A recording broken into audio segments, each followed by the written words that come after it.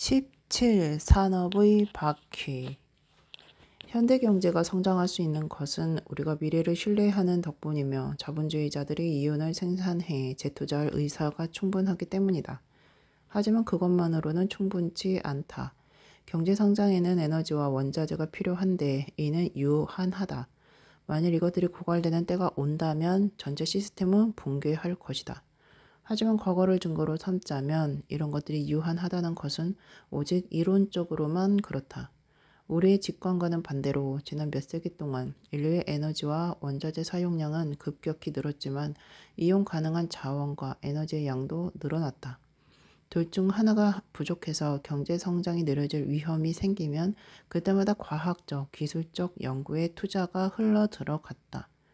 그러면 예외 없이 기존 자원을 더 효과적으로 이용하는 방법뿐 아니라 완전히 새로운 유형의 에너지와 원자재가 만들어졌다. 운송수단 산업을 생각해 보자. 지난 300년간 인류는 수십억 개의 탈 것을 만들어냈다. 마차에서 손수레, 기차, 자동차, 초음속 제트기, 우주 왕복선까지.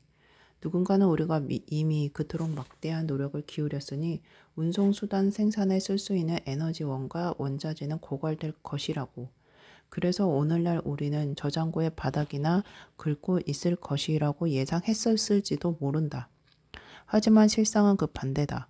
1700년 지구 전체의 운송수단 산업은 거의 전부 나무와 철에 의존한 데 비해 오늘날 이 산업은 플라스틱, 고무, 알루미늄, 티타늄 등 우리 조상들은 들어보지도 못했던 가지각색의 재료를 마음대로 사용할 수 있다. 1700년의 마차는 주로 목소와 대장장이의 근력으로 만들어졌던 데에 비해 오늘날 도요타와 보잉사에 있는 기계들은 석유, 내연 기관과 핵 발전소로부터 동력을 공급받는다. 이와 비슷한 혁명은 산업의 거의 모든 분야를 휩쓸었다. 우리는 이를 산업혁명이라 부른다. 산업혁명 이전 수천 년 동안에도 인류는 매우 다양한 에너지원을 활용하는 방법을 알고 있었다. 사람들은 나무를 태워서 철광석을 재련하고 집에 난방을 하고 빵을 구웠다. 범선은 풍력을 이용해 항해했으며 물레방아는 강의 흐름을 이용해 곡물을 빻았다. 하지만 이 모든 동력은 분명한 한계와 문제점을 지니고 있었다. 나무는 아무데나 있는 것이 아니었고 바람은 필요할 때 불어주지 않았으며 수력은 강가에 살 때만 유용했다. 이보다 큰 문제는 한 유형의 에너지를 다른 유형으로 바꾸는 방법을 몰랐다는 데 있었다. 바람과 물의 움직임을 이용해 배를 항해하고 맷돌을 돌릴 수는 있었지만 그걸로 물을 데우거나 철광석을 녹일 수는 없었다. 반대로 나무를 태워서 생기는 열로 맷돌을 움직이게 할 수도 없었다. 인간에게는 그런 에너지 전환 묘기를 부릴 줄 아는 기계가 딱 하나밖에 없었다. 우리 몸이었다. 인간과 동물의 몸은 대사 과정에서 식품이라는 유기 연료를 태워서 거기서 방출되는 에너지를 근육의 움직임으로 전환한다. 사람과 동물은 곡물과 고기를 먹고 그 속에 탄수화물과 지방을 태워서 생긴 에너지를 일렸거나 쟁기를 끄는 데 사용한다. 이용 가능한 에너지 전환 장치라고는 사람과 동물뿐이었으므로 거의 모든 인간 활동의 핵심은 근력이었다. 인간의 근육은 수레와 집을 만들었고 황소의 근육은 밭을 갈았으며 말의 근육은 물건을 운반했다. 이들 근육기계의 연료를 공급하는 에너지원은 단 하나, 식물이었다. 한편 식물은 태양에서 에너지를 얻었다. 광합성 과정을 통해 태양 에너지를 포획해서 그것을 유기화학물 속에 저장했다. 역사를 통틀어 인간이 행한 거의 모든 일은 근력을 바탕으로 했고 그 근원은 식물이 포획한 태양 에너지에 있었다. 그 결과 인류의 역사는 두 가지 주요 주기의 지배를 받았는데 식물의 성장 주기와 태양 에너지의 변화 주기였다. 햇빛이 충분치 못하고 밀밭이 아직 녹색일 때는 인간에게 에너지가 거의 없었다.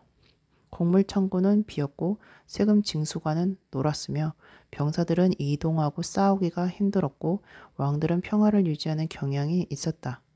그러다 태양이 환하게 빛나고 밀이 익으면 농부는 수확을 해서 창고를 채웠다. 세리들은 자기의 몫을 거두느라 바빴고 병사들은 근육을 울뚝불뚝 과시하고 칼을 갈았다. 왕들은 평의회를 소집하고 다음번 전투를 벌일 계획을 세웠다. 모두를 움직이는 힘은 식물에게 포획되어서 밀과 쌀과 감자에 저장된 태양 에너지였다. 부엌의 비밀. 이렇게 수천 년이 흐르는 동안 사람들은 에너지의 역사에서 가장 중요한 발명을 매일같이 직면하면서도 눈치를 채지 못했다. 그 발명은 하인이 차를 끓이기 위해 난로 위에 주전자를 올리거나 감자가 가득 찬 냄비를 올릴 때마다 사람들을 빤히 쳐다보았다. 물이 끓자마자 주전자나 냄비의 뚜껑은 튀어 올랐다. 열이 운동으로 전환된 것이다. 하지만 튀어오르는 냄비 뚜껑은 성가셨다. 특히 냄비를 난로 위에 올려둔 사실을 잊고 있다가 물이 끓어서 넘쳤을 때는 말이다. 아무도 거기에서 진정한 잠재력을 알아차리지 못했다. 9세기 중국에서 화약이 발명된 이후 열을 운동으로 전환하는 데 있어서 부분적 돌파구가 열렸다. 처음에는 화약을 이용해 발사체를 추진시킨다는 아이디어가 직관적으로 떠오르지 않았기 때문에 화약은 몇 세기 동안 화염 폭탄을 만드는 데 주로 이용되었다. 하지만 결국 대포가 등장했다. 아마도 어느 화약 전문가가 막자 사발에 화약을 넣고 갈다가 그게 터져서 막자가 폭탄처럼 튀어나오는 것을 발견한 다음의 일이었을 것이다. 화약이 발명되고 나서 약 600년 후에야 효과적인 대포가 발달했다. 심지어 그때도 열을 운동으로 전환한다는 아이디어는 직관적인 것이 아니었기에 열을 이용해 물건을 움직이는 차세대 기계가 발명된 것은 또 다른 3세기가 흐른 다음의 일이었다. 신기술은 영국의 석탄 광산에서 태어났다.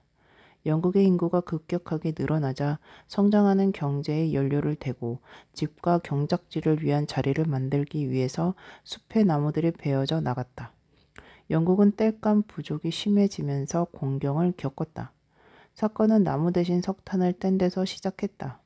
석탄을 함유한 얇은 탄층은 물에 잠긴 지역에 있는 경우가 많았고 범람 때문에 광부들은 탄층의 더 깊은 곳에 접근할 수가 없었다.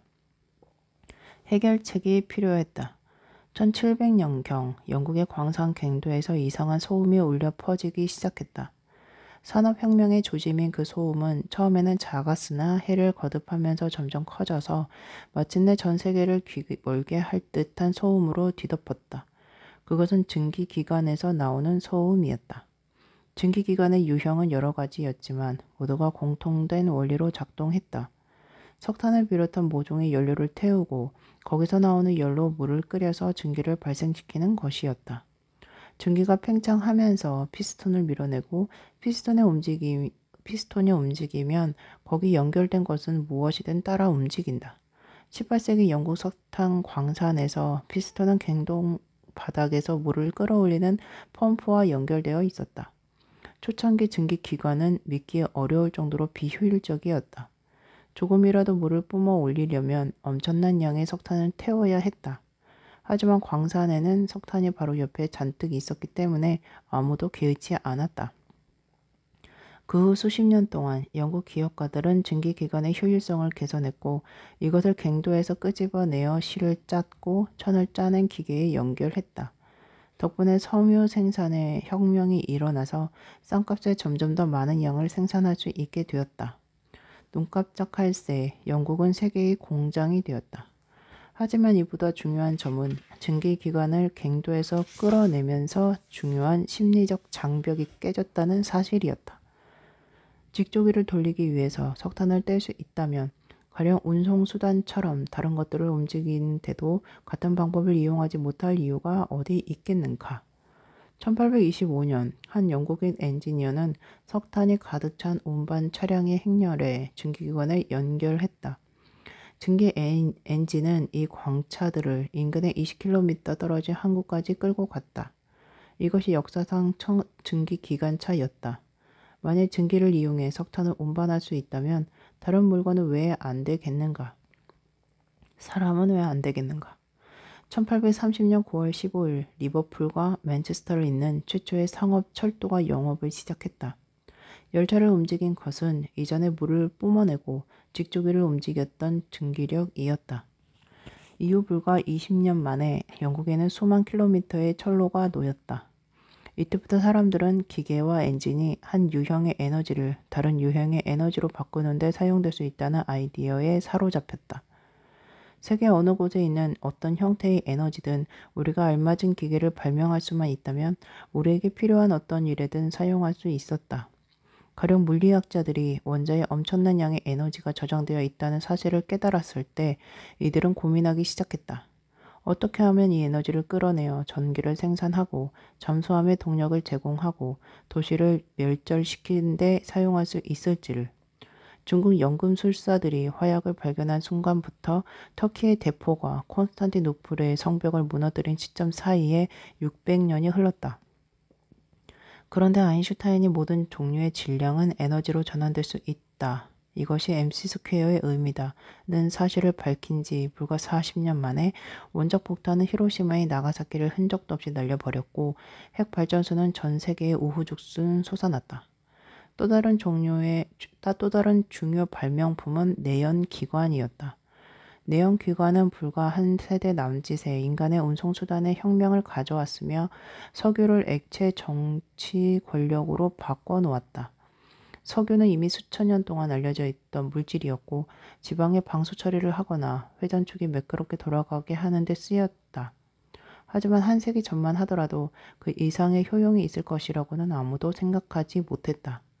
석유를 위해 피를 흘린다는 생각은 우스꽝스럽게 들렸을 것이다.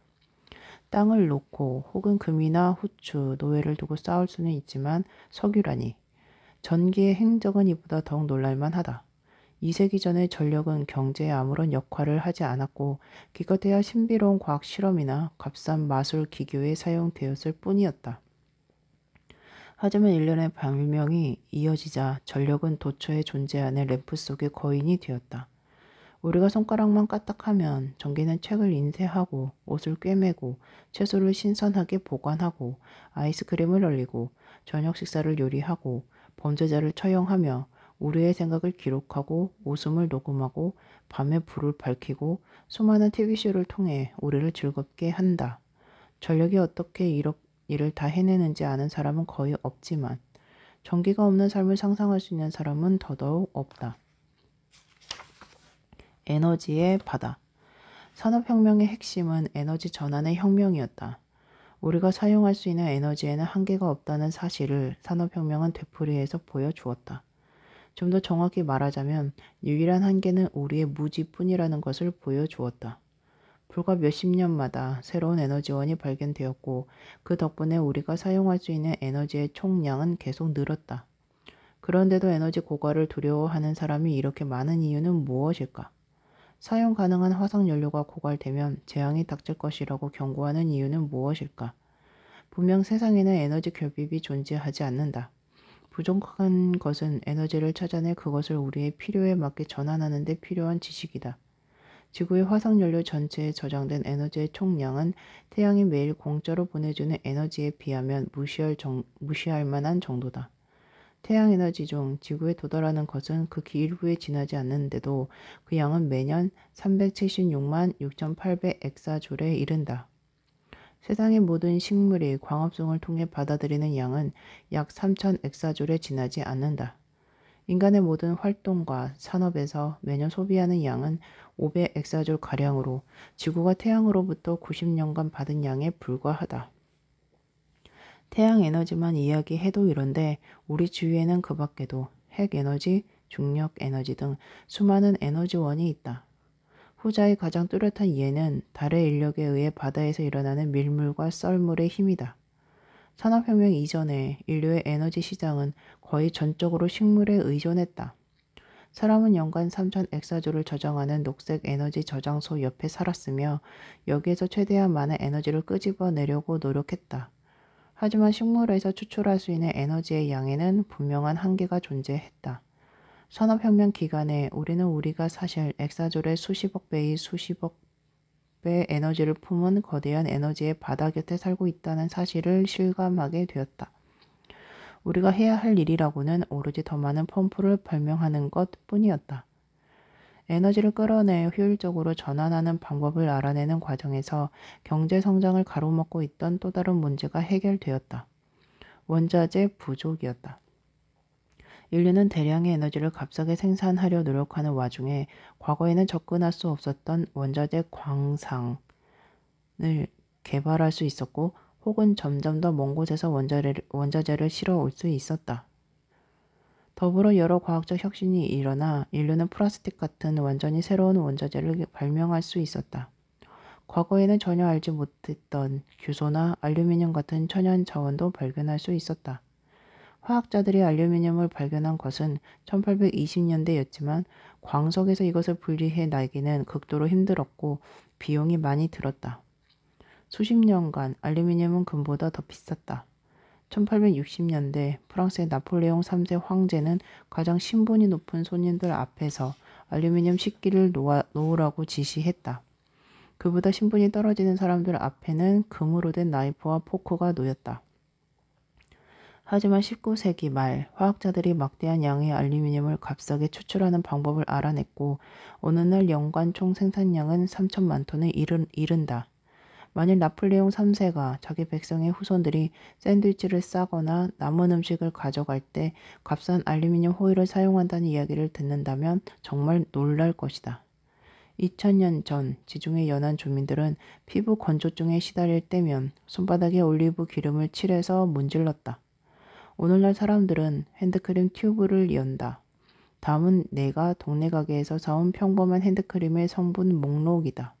탄염수, 스테아르산, 글리세린, 카프릴릭, 트리글리세라이드, 프로필렌 글리콜, 이소프로필, 미리스트 산염, 인삼 추출물, 방향성 물질, 세틸 알코올, 트리에타놀 아민, 다이메티콘, 악토스타필러스, 오바오로시 잎 추출물, 마그네슘 아스콜빈 포스페이트, 이미다졸리디닐 요소, 메틸파라펜, 장뇌, 포로폴리파라펜, 히드록시소 핵실 3, 시크로섹션, 카복스 알데히드, 히드록시 시트로넬랄리날룰, 부틸펠린, 메틸프로폴로날, 시트로넬룰, 리모넨, 게라니온 거의 모든 성분이 지난 2세기 동안 발명되거나 발견된 것이다. 제1차 세계대전 중 독일은 봉쇄를 당해 심각한 원자재난을 겪었다. 특히 화학을 비롯한 폭발물의 원료가 되는 초석이 부족했다. 가장 중요한 초석 산지는 칠레와 인도에 있었고 독일 내에서는 전혀 생산되지 않았다.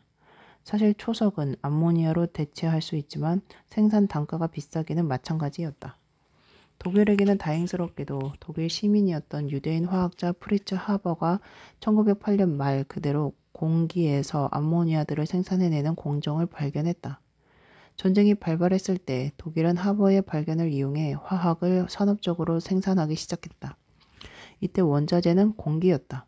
하버의 발견이 없었더라면 독일은 1918년 11월 이전에 항복했을 것이라고 일부 학자들은 주장한다. 하버는 이 발견으로 1918년 노벨상을 수상했다. 화학상이었지 평화상은 아니었다. 컨베이어 벨트 위에서의 삶.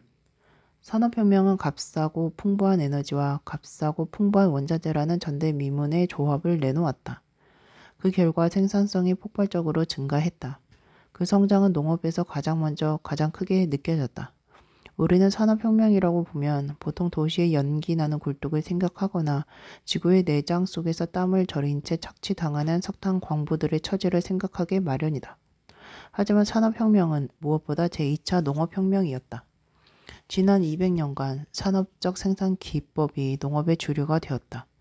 트랙터 같은 기계들이 과거 근육의 힘으로 수행되었거나 아예 수행되지 않던 일들을 떠맡기 시작했다.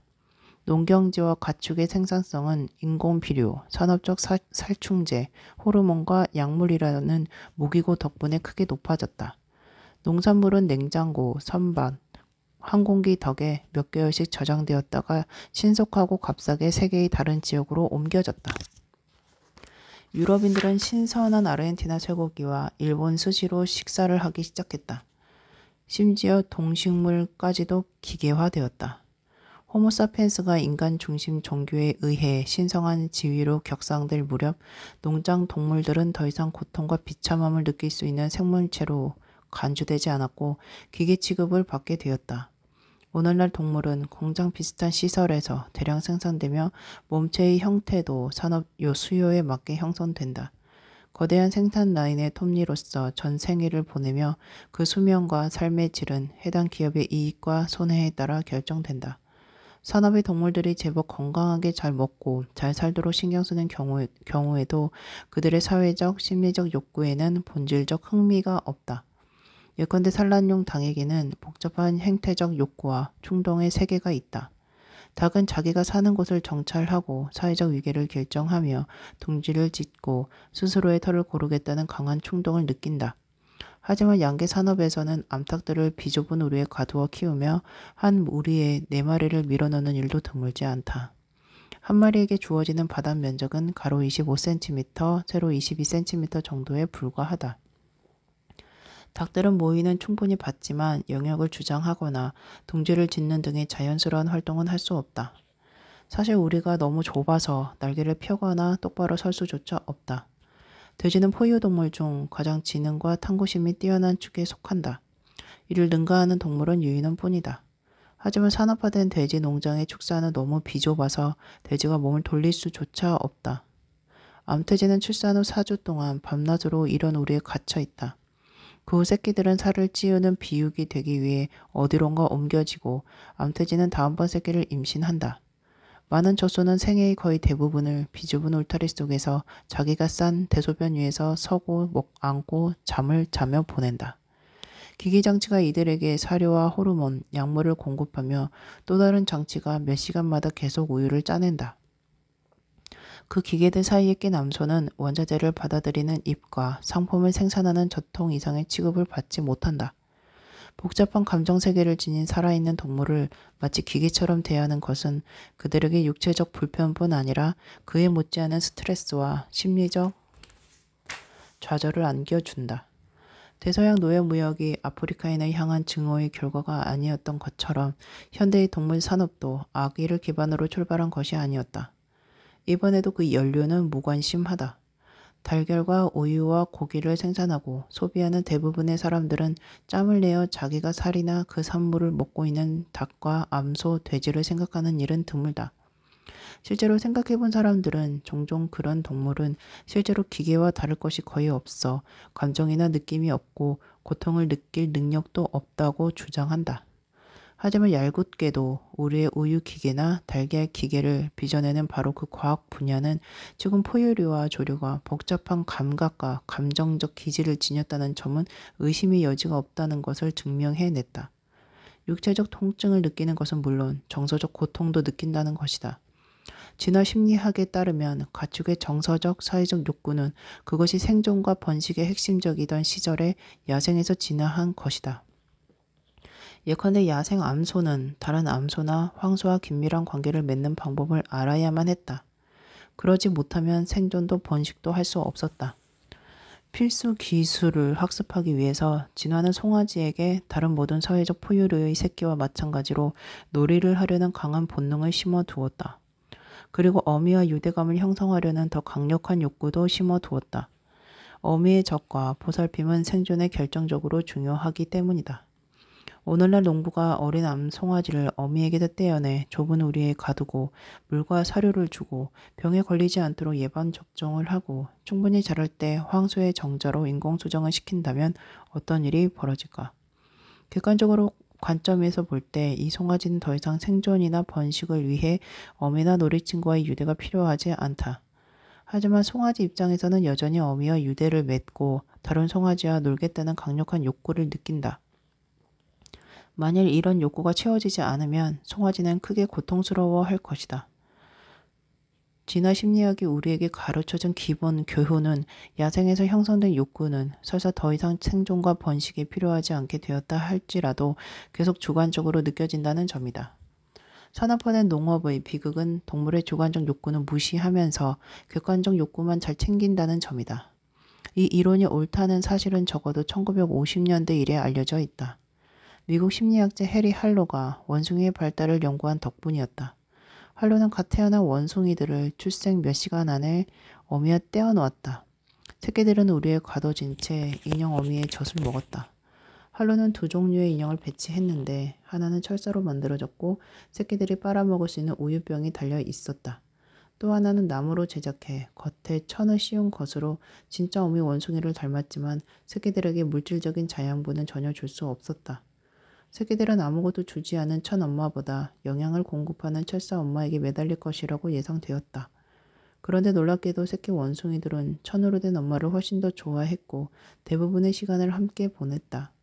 두 엄마가 가까이 놓여 있으면 심지어 철사 엄마에게서 우유를 빨기 위해 목을 뻗으면서도 천 엄마에게 매달려 있었다. 할로는 새끼들이 추워서 그러는 것은 아닐까 싶었다.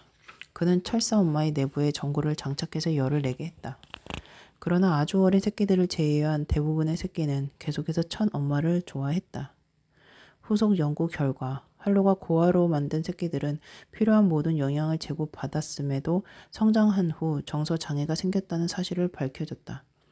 그런 원숭이들은 원숭이 사회에 결국 적응하지 못했고 다른 원숭이와 소통에 어려움을 겪었으며 높은 수준의 불안과 공격성에 시달렸다. 결론은 뚜렷했다. 원숭이는 물질적 필요를 넘어서는 심리적 필요와 욕구를 지니고 있음이 틀림없고 만일 이런 욕구가 충족되지 않으면 매우 큰 고통을 받는다.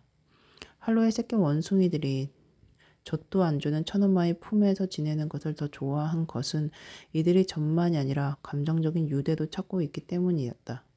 그 후 몇십 년 동안 수없이 많은 후속 연구가 이루어져 이 결론은 원숭이뿐 아니라 여타 포유류와 조류에까지 적용된다는 사실이 드러났다. 어느 날 수백만 마리의 가축이 할로의 원숭이와 동일한 환경에 처해 있다.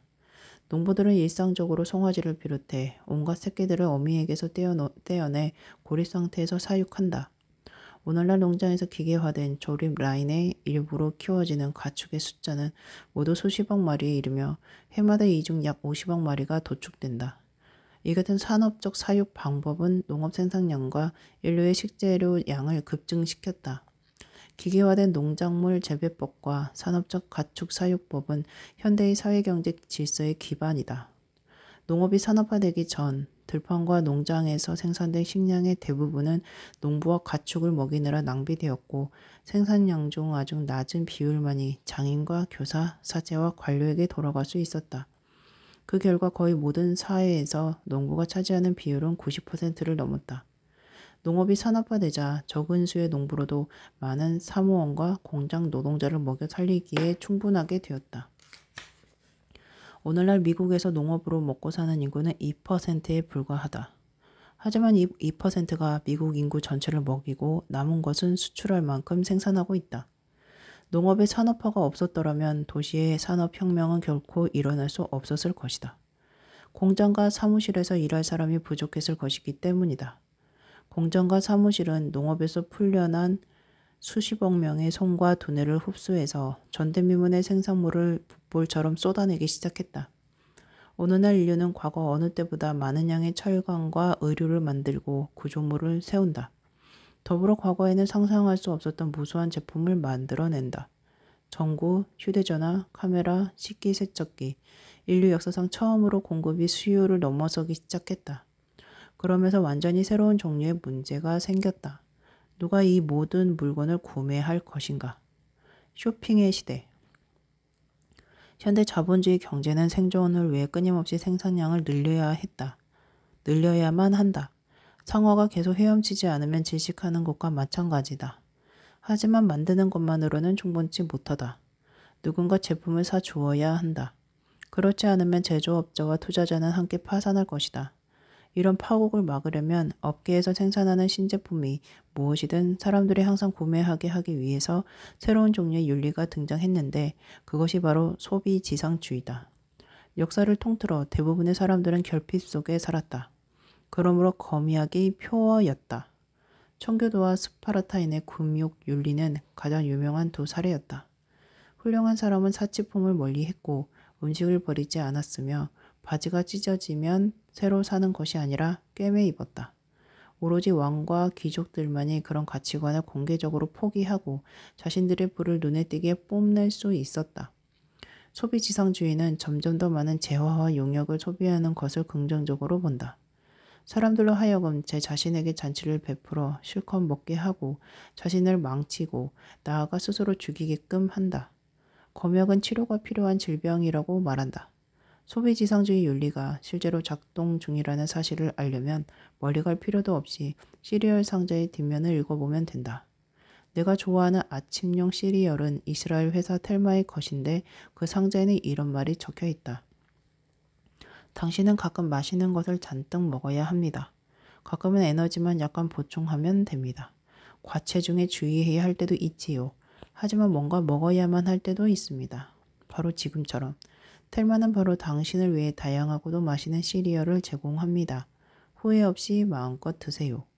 이 상자에는 헬스 트리츠라는 또 다른 시리얼 브랜드를 자랑스럽게 광고하는 말도 적혀 있다. 헬스 트리츠는 다량의 곡물, 과일, 견과를 제공합니다.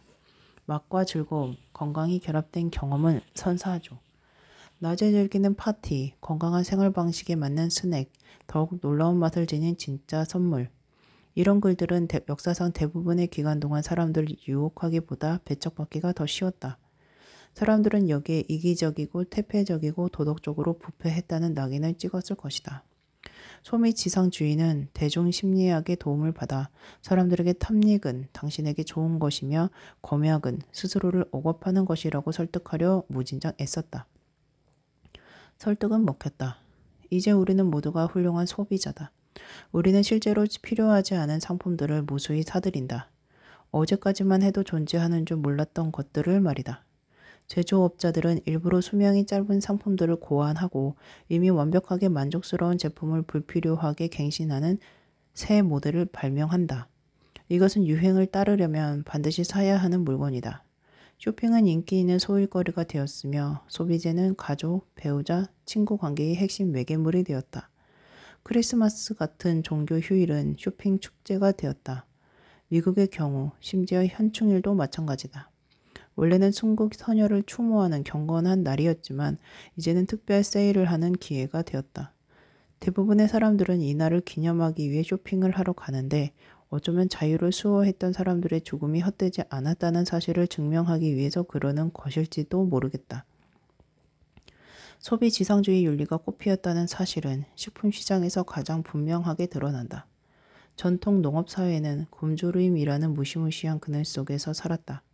오늘날의 풍요사회에서 건강에 가장 심각한 문제는 비만인데 그 폐해는 가난한 사람들이 훨씬 더 심각하게 입는다. 미국 사람들이 해마다 다이어트를 위해 소비하는 돈은 나머지 세상의 배고픈 사람 모두를 먹여 살리고도 남는 액수다. 비만은 소비지상주의의 이중 승리다. 사람들은 너무 많이 먹고 다이어트 제품을 산다. 경제성장의 이중으로 기여하는 것이다. 소비지상주의 윤리와 사업가의 자본주의 윤리를 어떻게 일치시킬 수 있을까? 후자에 따르면 이윤은 낭비되어서는 안 되고 생산을 위해 재투자되어야 하는데 말이다. 답은 간단하다. 과거에도 그랬듯이 오늘날 엘리트와 대중 사이에는 노동의 분업이 존재한다.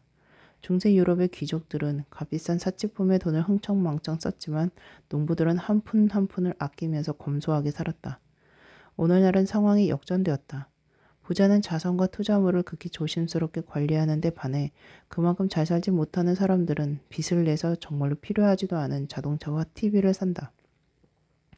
자본주의 윤리와 소비지상주의 윤리는 동전의 양면이다. 이 동전에는 두 계율이 새겨져 있다. 부자의 지상 계율은 투자하라 이고 나머지 사람들의 모두의 계율은 구매하라 다. 자본주의 소비지상주의 윤리는 다른 면에서도 혁명적이다. 이전 시기의 윤리 체계는 대부분 사람들에게 매우 힘든 거래를 제시했다. 사람들은 천국에 갈 수 있다는 약속을 받았지만 그러려면 동정심과 관용을 키우고 탐욕과 분노를 극복하며 이기심을 억제해야만 한다는 조건을 붙였다. 그것은 대부분의 사람들에게 너무 어려운 조건이었다. 윤리의 역사는 아무도 그에 맞춰 살 수 없는 훌륭한 이상들로 점철된 슬픈 이야기다. 대부분의 기독교인은 예수를 모방하지 않았고 대부분의 불교도는 부처를 따르는 데 실패했으며 대부분의 유생들은 공자를 우라통 터지게 했을 것이다. 이와 대조적으로 오늘날 대부분의 사람들은 자본주의, 소비, 지상주의 이념을 성공적으로 준수하며 살아간다. 새로운 윤리가 천국을 약속하는 대신 내놓은 조건은 부자는 계속 탐욕스러움을 유지한 채 더 많은 돈을 버는데 시간을 소비할 것, 그리고 대중은 갈망과 열정의 고삐를 풀어놓고 점점 더 많은 것을 구매할 것이다. 이것은 그 신자들이 요청받는 그대로를 실제로 행하는 역사상 최초의 종교다. 그렇지만 우리가 그 대가로 정말 천국을 얻게 되리라는 것을 어떻게 알 수 있을까? 그야 TV에서 이미 보지 않았던가?